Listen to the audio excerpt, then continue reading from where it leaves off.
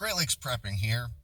If you've watched much of this channel in the past, you know that I'm not a big doom and gloom sort of prepper channel. I like to talk about the intricacies of preparedness and DIY knowledge much more than I like to talk about all the reasons why I'm a prepper.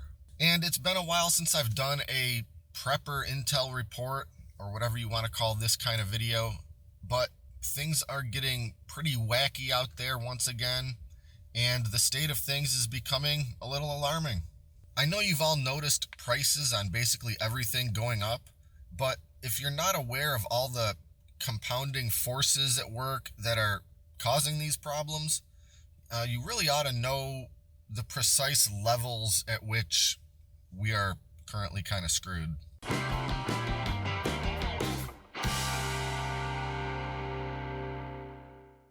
So, how do you actually measure how screwed we are? That's right, with the inflation rate. The inflation rate is currently at 7.9%, which is the biggest year-over-year increase in inflation since the early 1980s. That's 40 years ago. In that time, we've had 5 recessions, including the complete financial collapse in 2007 and the aftermath of that. And during none of those periods was the inflation as high as it is right now. The rising costs of everything, including food, energy, housing, are considered the sort of main drivers of this inflation rate. So let's break down some of what's going on that's causing these high prices and this crazy inflation rate. First, the big one on everyone's mind, the last couple weeks, oil and gasoline prices. Oil prices were already going up before the whole Russia-Ukraine debacle began, but that whole thing has really sent the numbers through the roof. Has a lot to do with fears surrounding what's going to happen after I don't know if you want to call it the Russian oil embargo or ban or whatever we're calling it. Fuel prices have shot up over $4 a gallon in pretty much every place that I've seen in the United States. I know over in Europe, they're even more astronomical than that, but I can only kind of go based on what I know, and it's been a long time since I've seen gas prices over $4 a gallon. The possible good news on that front is that, depending on what you read, prices on oil are expected to start falling a little bit since other countries and oil producers have started increasing production since all the Russia sanctions hit, increasing their output, striking up new deals for distribution in hopes of easing some of these prices, not just in the U.S., but pretty much worldwide. So even though the gas pumps prices shoot up before anything even happens, we all know it takes a while after oil prices begin to fall for us to actually see that lower price reflected at the pump. So maybe within a couple weeks, that'll start to ease up a little bit, hopefully. Food prices / food shortages.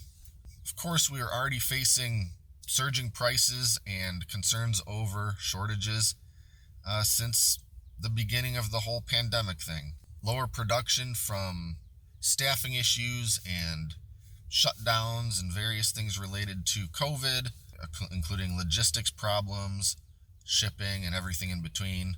Now we're seeing basically skyrocketing fertilizer prices from prolonged shortages, not to mention that Russia is a huge supplier of fertilizer to the world. And for the time being, nobody's getting any Russian fertilizer. Another thing that seems like bigger news than what anybody's talking about is the droughts, mainly in the western states. Huge cause for concern. A lot of farmers don't have the water, or rather, they're not allowed to use the water necessary to even plant crops this season. I've seen instances of farmers leaving their crops bare because they can't. It's not even a matter of affording to water them. They're not allowed to because of the massive shortages in available water due to the droughts. Grocery prices, you've all seen the grocery prices these days, and it's getting crazy. The grocery prices have actually increased at higher rates than the overall inflation. Groceries are 8.6% more expensive than this time last year. That's the highest annual increase since 1981. And 1.5% of that increase was just in the last month. Now, people in North America are in better shape than much of the world regarding wheat and grain crops because we produce so much of it.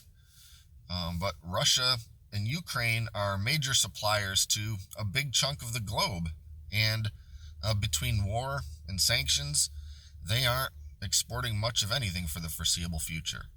But that means that U.S. and Canada wheat demand will go through the roof, and higher demand means higher prices for everyone. General supply chain and consumer goods. Well, we've already been facing shortage and logistics problems since 2020. Production, shipping, logistics, ports are still understaffed, pretty much delays in every link of the supply chain, and that's just going to continue.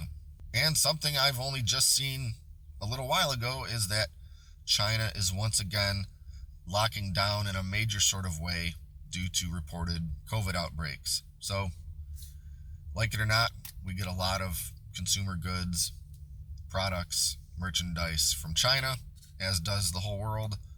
And this is just going to add to shortages and price increases. So what can we ordinary citizens do about it? Well, if you're not prepping, start prepping. And if you're already a prepper, keep prepping. Keep doing what you're doing. Stock up on essentials. Buy a couple extra if you find a good price on whatever. Grow your own food to whatever extent you're able to. Learn as much about producing and storing food as you can. Learn how to do as much for yourself as humanly possible. And in the meantime, anything you can do to make some extra cash and anything you can do to spend some less cash is what I recommend. There's a lot of fear right now that times are only beginning to get tough. And how's that saying go? The best time to start was 10 years ago. The second best time to start is right now.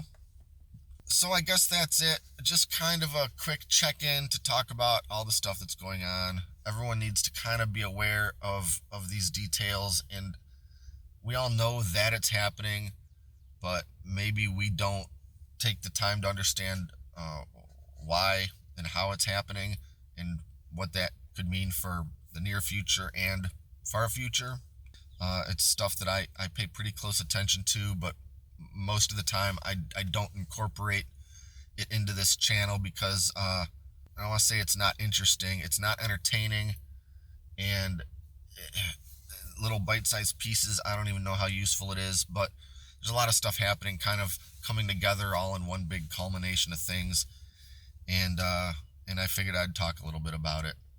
So that's it for now. Be sure to subscribe if you haven't already, and until next time, stay informed, stay prepared, and stay vigilant. This is Great Lakes Prepping.